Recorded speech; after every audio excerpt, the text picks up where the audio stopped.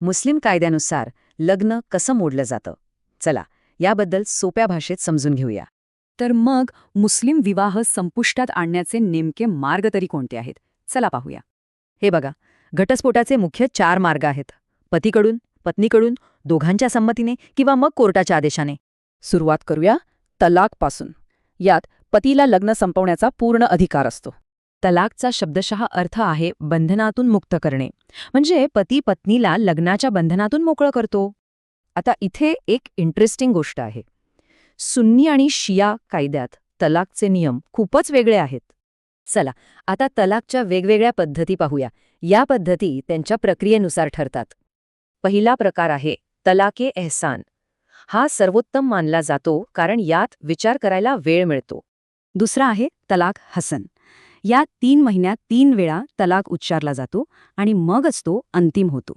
एक अनियमित प्रकारही आहे जो फक्त सुन्नी कायद्यात आहे. यात घटस्फोट तात्काळ लागू होतो. तलाकाव्यतिरिक्त पतीच्या काही कृतींमुळेही घटस्फोट होऊ शकतो, जसं की संयमाची शपथ घेणे.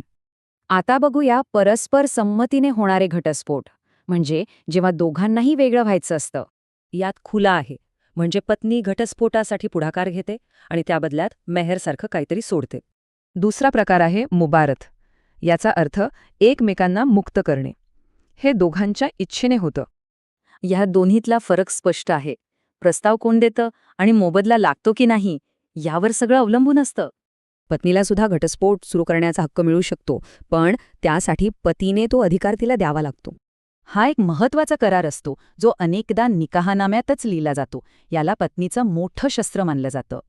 आता बघूया की पत्नी कायद्याच्या मदतीने म्हणजे कोर्टाद्वारे घटस्फोट कसा मिळू शकते.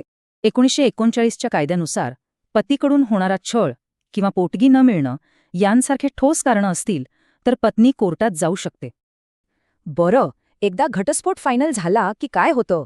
त्याचे अनेक महत्वाचे कायदेशीर परिणाम असतात. घटस्फोटानंतर इद्दत पाळावी लागते.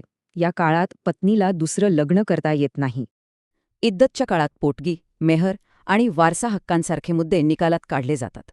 एक महत्वाचा नियम म्हणजे तिहेरी तलाकनंतर त्याच जोडप्याला लगेच पुन्हा लग्न करता येत नाही. या सगळ्यावरून एक प्रश्न उरतोच. बदलत्या काळानुसार हे जुने कायदे आणि आजची न्यायव्यवस्था यांचा ताळमेळ कसा बसतो?